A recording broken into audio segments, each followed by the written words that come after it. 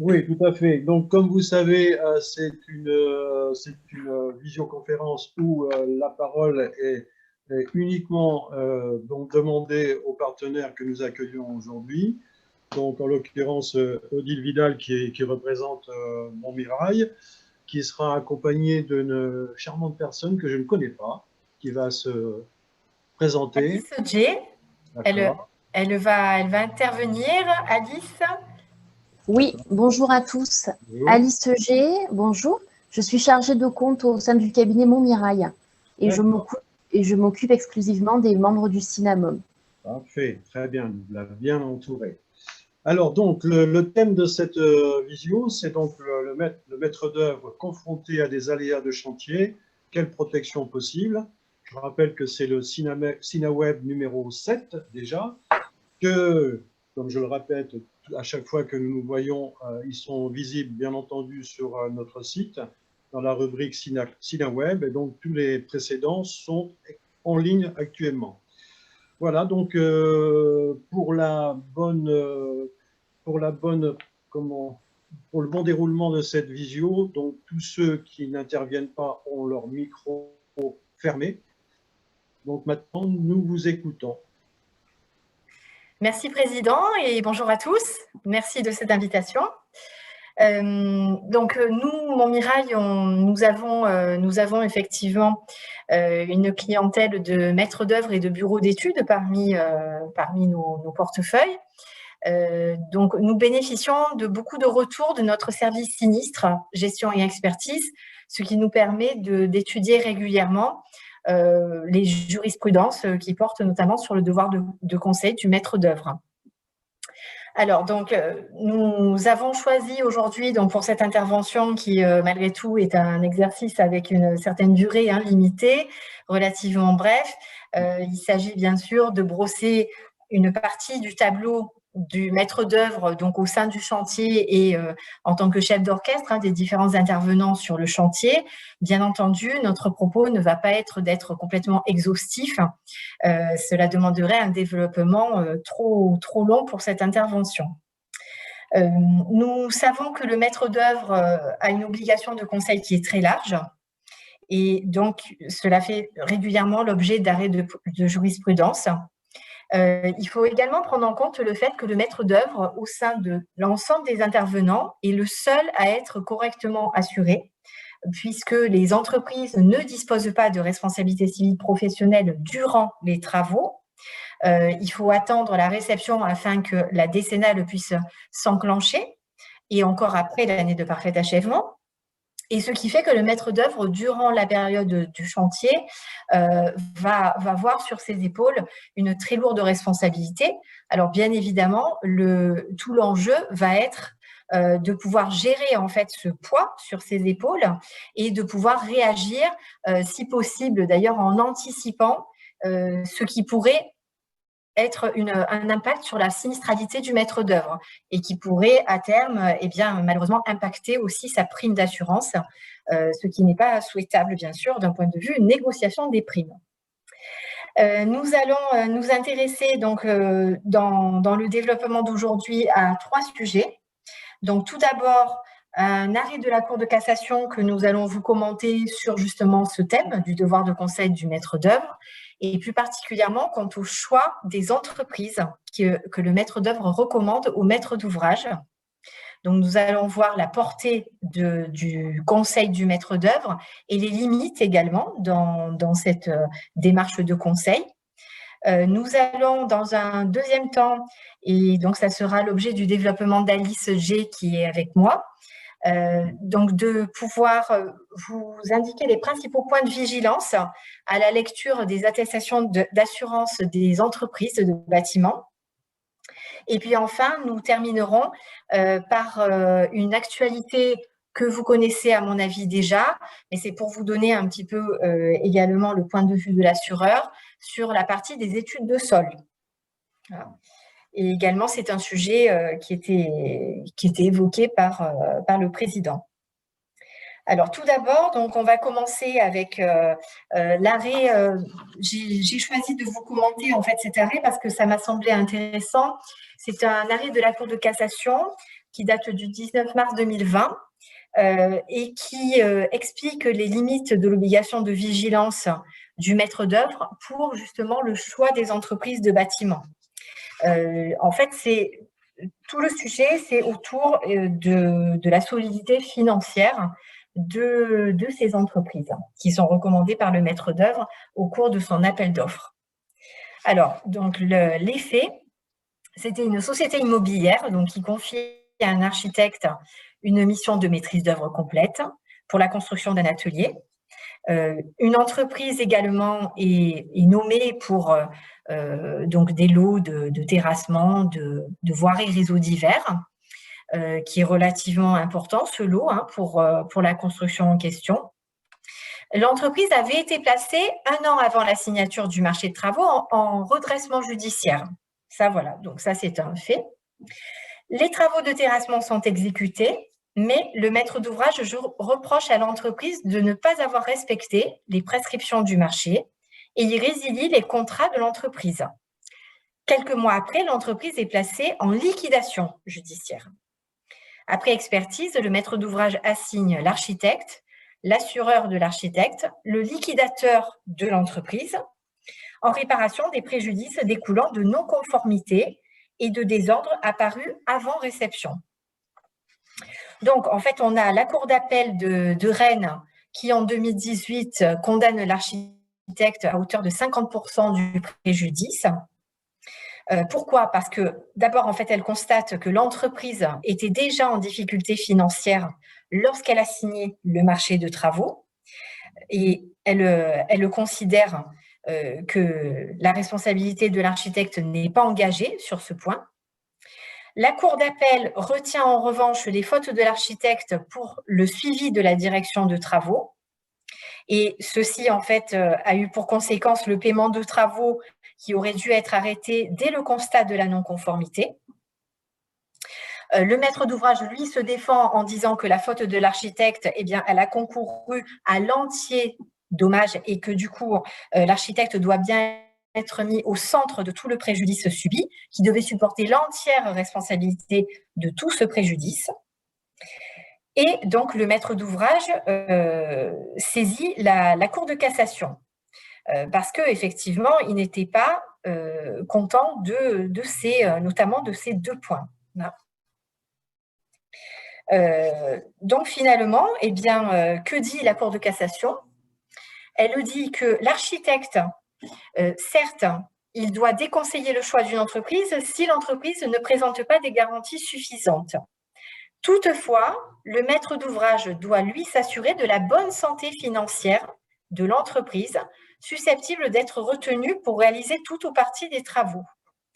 Donc, finalement, la Cour d'appel, tout comme la Cour de cassation, reconnaissent dans cet arrêt que l'architecte n'est pas censé tout vérifier, tout savoir au niveau de la solvabilité, donc on parle bien de solvabilité de l'entreprise.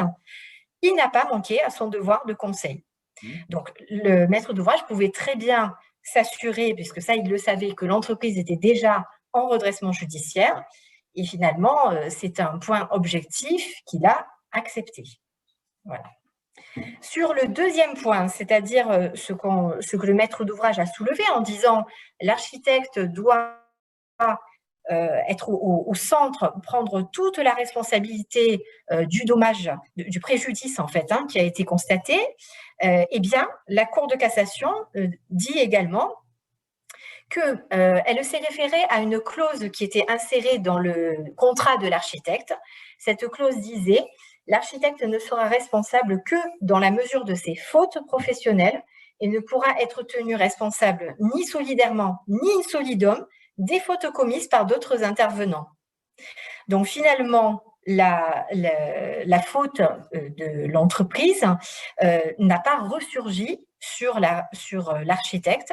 Pourquoi? Parce que d'avoir organisé, d'avoir anticipé par contrat avec cette clause-là, eh bien, la Cour de cassation a parfaitement reconnu la validité de cette clause et c'est vraiment salvateur pour l'architecte parce que finalement, il n'a pas été condamné in solidum.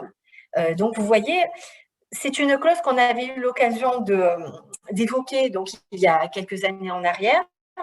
On se demande toujours voilà, comment réagissent les tribunaux par rapport à une clause comme ça. Et on se rend compte dans beaucoup d'affaires que ça fonctionne. À partir du moment où c'est inséré dans le contrat de l'architecte, eh bien, vous voyez, ça fonctionne, ce qui fait que l'architecte va pouvoir répondre de ses fautes, évidemment, mais ne pas supporter celle, finalement, de l'entreprise qui est défaillante dans cette affaire. Donc voilà, tout l'intérêt d'anticiper et soit dit en passant, par exemple, l'Ordre des architectes encourage donc largement l'insertion de cette clause d'exclusion de la responsabilité in solidum dans les contrats rédigés par les architectes. Voilà, donc si ça ne mange pas de pain, c'est l'un des petits instruments que l'on a pour que vous puissiez eh bien, trouver des limites à votre responsabilité. Donc, nous également, on vous encourage à l'utiliser. Comme notre client qui doit être également solvable. Ça aussi, c'est important, mais on ne peut pas vérifier. Oui, tout à fait. Tout à fait. Ça, c'est sûr que c'est un point délicat. Oui. Voilà, donc en résumé, donc bien entendu, le maître d'œuvre, après, on n'a pas développé les autres aspects parce que dans les critères de sélection des entreprises, il y a bien sûr d'autres aspects que la simple solidité financière. Donc, il y a bien sûr la notion de référence technique de l'entreprise par rapport au lot qui va être confié. Par rapport à la nature du marché de travaux. Il y a bien sûr l'ensemble des compétences qui sont mises en avant par l'entreprise. Et là, le maître d'œuvre a tout intérêt de s'assurer qu'il y a une bonne partie en interne de ces compétences, que l'entreprise ne sous-traite pas tout. Et puis, il y a également le volet de l'assurance. Alors justement, transition, je vais passer la parole à Alice d'un point de vue de la lecture des attestations d'assurance des entreprises. Oui, tout à fait, merci Odile. Je me permets de vous faire effectivement un point de vigilance sur les attestations responsabilité civile décennale qui sont demandées aux entreprises réalisatrices dans le cadre d'un dossier dommage-ouvrage qui devra être complété auprès de l'assureur. Effectivement, c'est un point essentiel parce qu'on va se rendre compte que les attestations d'assurance, c'est l'élément majeur dans le cadre de la constitution d'un dossier d'assurance dommage-ouvrage. Notamment dans la prise en charge de sinistres, ces éléments seront épluchés par les assureurs. La constitution de ces dossiers, ou en tout cas l'obtention d'attestations validées par les assureurs, est très importante. Les points majeurs, en tout cas les conditions de validité, on les retrouve dans un arrêté donc, qui est disponible sur Internet. C'est l'arrêté du 5 janvier 2016 qui est accessible à tout le monde, où vous voyez l'intégralité des conditions que les assureurs vont vérifier sur les attestations pour les accepter dans le cadre d'un dossier dommage-ouvrage. Pour faire un peu plus simple, pour chaque maître d'œuvre qui vérifiera pour le compte du maître d'ouvrage les attestations, les grands points de vigilance à apporter, c'est sur la date d'ouverture de chantier. Toutes les attestations d'assurance des entreprises réalisatrices devront comporter comme période de validité la date d'ouverture de chantier. La date de fin, ce n'est pas un élément, un critère essentiel. Ce qu'il faut, c'est que l'attestation comporte la date d'ouverture de chantier. Et il faut aussi faire attention à l'activité de l'entreprise, qu'elle soit bien reprise sur l'attestation. En tout cas, l'activité, le lot concerné dans le cadre de l'opération, il faudra que cette activité-là figure bien sur l'attestation. Il y a deux exceptions à cela. La première, c'est si une entreprise est créée après la date d'ouverture de chantier. Effectivement, les assureurs vont accepter une attestation valide à la date d'intervention de l'entreprise sur l'opération. Et enfin, si on est dans le cadre de concepteurs qui vont, par exemple les architectes ou les bureaux d'études, qui vont intervenir avant la date d'ouverture de chantier, là, les assureurs vont accepter une attestation qui sera valable à la date de signature du marché. Enfin, dernier point, ça sera concernant les entreprises défaillantes. Des entreprises que vous pouvez choisir pour intégrer l'opération et qui vont être défaillantes en cours de chantier. Donc, ce qui se passe dans la majorité des cas, c'est que des entreprises vont se substituer à ces entreprises défaillantes. Donc, il faudra tout simplement faire un constat d'huissier pour bien vérifier le travail qui a été fait par l'entreprise défaillante et ce qui reste à faire. Donc, un nouveau devis sera réalisé et il faudra obtenir une attestation d'assurance décennale de l'entreprise, de la nouvelle entreprise, et bien évidemment toujours valable à la date d'ouverture de chantier. Et enfin, dernier cas, c'est lors du PV de réception, la nouvelle entreprise pourra signer, puisque le constat d'huissier qui aura été fait vaudra PV de réception pour la première entreprise. En général, effectivement, les entreprises ont peur de signer effectivement les PV de réception en se disant qu'elles ne veulent pas couvrir les risques de la première entreprise défaillante. Si vous faites un constat d'huissier, ça vaudra PV de réception pour la première. Enfin, les conséquences d'attestation non conforme. Alors, comme je le disais, c'est très important pour la constitution d'un dossier dommage-ouvrage parce qu'effectivement, si les attestations ne sont pas conformes, pour l'assureur, c'est une aggravation de risque. Donc, en général, l'assureur demandera une surprime pour des attestations qui n'auront pas pu être récupérées. Et quand le chantier se déroule sur plusieurs années, est-ce qu'il faut à chaque fois demander les attestations c'est ça, hein? Effectivement. Alors non, alors, si je peux me permettre d'intervenir, Frédéric Fleury, je bosse chez April. Alors non, en fait, bonjour messieurs, dames. En fait, le sujet, c'est ce qu'évoquait tout à l'heure, effectivement. Donc, c'est que l'attestation doit être valable au moment de la doc. Donc après, si c'est même sur plusieurs années, c'est pas très grave. Donc, après, je rajouterais, je crois qu'il y a une évolution de la jurisprudence qui permet aussi aux entreprises qui ont un changement d'activité en cours de période, et même si l'attestation n'est pas valable à la date de la DOC ou de l'ancienne DROC, en tout cas, elle est prise en compte par les assureurs dès lors que la modification de l'activité est rentrée, je dirais, après le démarrage du chantier pour le client, enfin l'OS, l'ordre de service. Voilà, c'est des petites évolutions de nomenclature qui permettent de sécuriser un petit peu votre procédure. Effectivement, merci beaucoup pour ces précisions-là. Ce qu'il est important surtout de rappeler, c'est que c'est l'assureur qui acceptera les attestations en fonction de l'évolution. Voilà. Et que ce qu'il faut bien rappeler au maître d'ouvrage, c'est que d'abord, les règles classiques, ce sont celles-ci. C'est une attestation est valable à la date d'ouverture de chantier. Et après, c'est l'assureur qui va décider effectivement de l'acceptation ou pas en fonction des différentes évolutions, changement d'activité. Voilà, il y a tout un tas d'évolutions, mais c'est important de le rappeler parce que c'est l'assureur qui prend la décision avant tout. Et il doit effectivement être au courant de toutes ces choses-là. D'accord. Odile, si tu veux poursuivre. Alors, on enchaîne sur l'actualité depuis l'évolution de la loi Elan sur les études de sol. Donc, vous savez que, étant donné les retours d'expérience qui ont mis en exergue des pathologies, dont notamment par rapport à des mouvements de fondation des maisons individuelles sur les secteurs sensibles, sur les zones sensibles, avec les zones d'argile, donc sujettes à des retraits gonflements. Donc, il y a des cartographies très précises, hein, finalement, qui maillent la France entière, donc qui sont disponibles sur les sites internet, notamment Géorisque. Et donc, on peut vraiment très, très finement trouver justement le zonage du secteur où se situe le chantier. Voilà.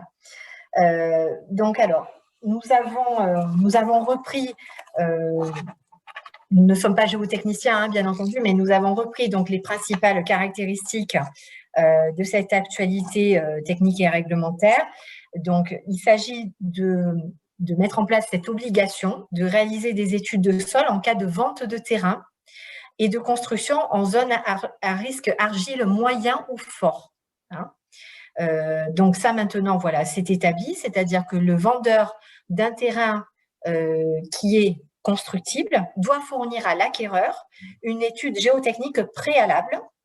Cette étude géotechnique préalable, elle est de type G1, hein, selon la norme géotechnique NFP 94 500. Donc, cette étude géotechnique va être annexée à la promesse ou à défaut de promesse à l'acte authentique. Il y a une exonération pour les terrains situés dans des secteurs où les règles d'urbanisme ne permettent pas la réalisation d'une maison individuelle. Ensuite, deuxième volet de cette actualité, c'est qu'avant la conclusion de tout contrat pour la construction d'une maison individuelle, alors on parle de construction de maison individuelle au sens CMI, loi de 90, et également de maîtrise d'œuvre pour la construction d'une maison individuelle. On peut être dans l'un ou l'autre, effectivement, des cas. Eh bien, avant la conclusion du contrat, le maître d'ouvrage doit fournir au constructeur ou à l'architecte une étude géotechnique préalable. Ou alors une étude géotechnique prenant en compte l'implantation et les caractéristiques du bâtiment. Alors, il y a une exonération pour, par exemple, les travaux d'extension inférieurs à 20 mètres carrés et désolidarisés de l'existant. Et il y a aussi une exonération pour les travaux qui n'affectent pas les fondations, la structure du bâtiment, l'écoulement des eaux et les échanges thermiques entre le sol et le sous-sol du bâtiment. Donc là, on a vu, en fait, le premier cas, c'était une obligation, donc la fameuse G1, donc par rapport à la cession d'un terrain. Là, on est bien dans le deuxième cas, c'est-à-dire donc on projette de construire une maison individuelle, et là, l'étude qui doit être réalisée, c'est une étude de type G2. Et il y a un troisième volet, c'est que lorsqu'on est sur un zonage qui est un zonage sensible sur une zone argileuse moyen ou fort, et bien à ce moment-là, si on construit avec des fondations superficielles, on doit faire une G2 Pro. Voilà, parce que vous savez que la G2, soit on a le volet AVP, soit on a le volet G2 Pro. Donc effectivement, qui dit fondation superficielle sur un sol sensible, on va être amené à faire une G2 Pro. Alors ça, c'est ce que dit le texte. Maintenant, les assureurs. Alors, j'ai essayé de faire un petit peu la cuisine, le marché local des assureurs. Les assureurs ne sont pas au diapason sur tout cela. C'est-à-dire que le texte, eh bien, il ne bougera pas, il est tel qu'on vient de le dire, mais les assureurs ne se sont pas coordonnés complètement pour l'application de ce texte. Voilà, c'est encore un petit peu trop tôt, on va leur laisser encore un peu de temps. Je pense que la coordination, elle va se dérouler dans les mois qui viennent. On attend une position qui va être une position de la Fédération française des sociétés d'assurance, afin que la position soit uniforme et harmonisée. Parce qu'aujourd'hui, qu'en est-il? On a des assureurs qui nous disent voilà, moi je veux effectivement mettre dans mes contrats l'obligation, par exemple, de faire une G2 Pro dès l'instant où on a des fondations superficielles sur la maison individuelle, et il y en a d'autres qui n'ont pas encore mis de contraintes dans leur contrat d'assurance. Voilà, on est un petit peu entre deux eaux. On en a d'autres également qui disent, alors moi pour l'instant je n'ai pas aménagé mes dispositions contractuelles, mais par contre, ce que j'ai écrit, c'est que s'il y a un sinistre qui porte sur le sol, eh bien le sinistre sera affecté d'un doublement de la franchise. Voilà. Donc, on a des positions très, très différentes. Et là, il est encore un petit peu trop tôt pour tirer des conclusions définitives. On attend cette position de la FFSA. Ouais, voilà ce qu'on peut dire à l'heure actuelle.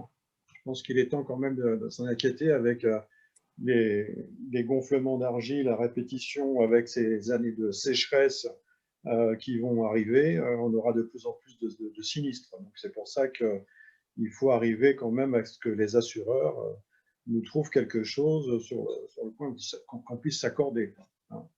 Oui, oui, tout à fait. C'est certain que le texte est relativement clair. Donc, ce qui change, je pense, pour les assureurs, c'est que la plupart du temps, il y avait une tolérance au niveau du type de mission G2. Il y avait une tolérance, c'est-à-dire on demandait une G2 AVP, voilà, on n'allait pas jusqu'à demander une mission G2 Pro. Après, il y a de nombreux assureurs également dans le secteur de la maison individuelle, eh bien, qui ne demandaient pas d'études géotechniques. Donc là, il y a fort à parier qu'il va y avoir une harmonisation. Hein. Enfin, si je peux me permettre, on est passé de rien à beaucoup de choses. Hein. Avant les PPRG, il n'y avait pas du tout d'obligation pour les constructeurs de maisons individuelles ou au sens large, la maison individuelle, d'avoir des études de sol.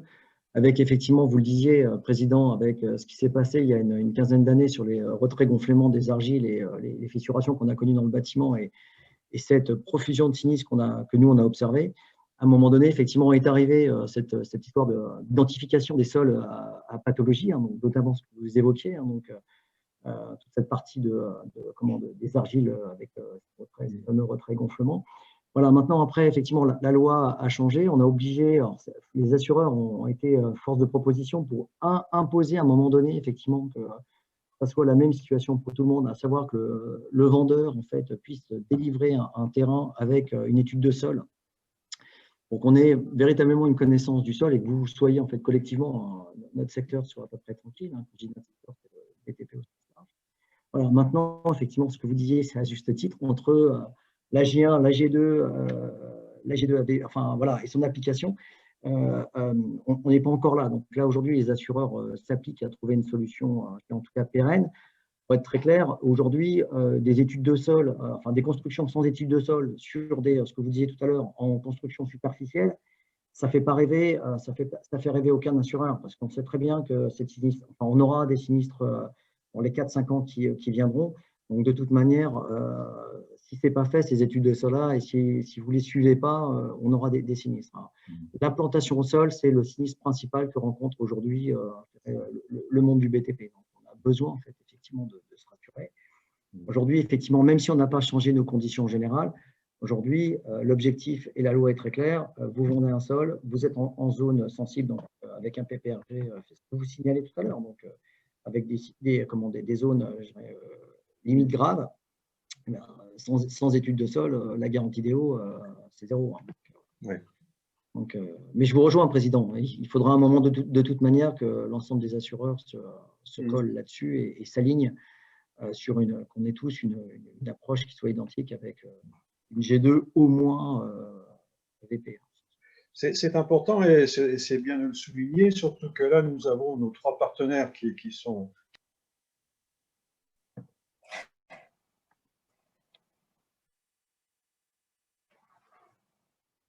Allô?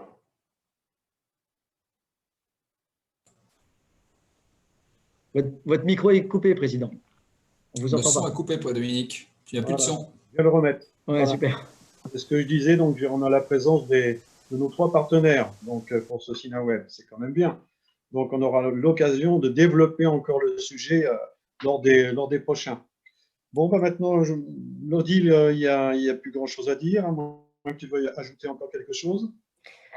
Non, en fait, on suivra tout ça, tout comme on suit également. Il y a eu un changement du DTU carrelage, donc pour certains immeubles, pour les planchers intermédiaires d'immeubles d'habitation. Donc voilà, ce sont des petites actualités qui animent, voilà, qui donnent du renouveau, c'est pas mal. Donc on suivra tout ça avec attention. Parfait, donc on vous remercie.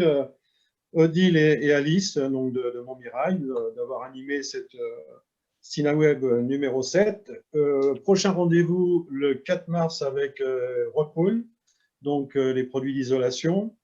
Et ensuite, ce sera le 25 mars avec Guy Leray de Crédit Mutuel, qui lui nous parlera des effets Covid, de l'avenir 2021, peut-être 2022. C'est quelqu'un qui fait de très très bonnes prévisions et donc on sera vraiment très heureux de l'entendre. Voilà, donc je vous remercie.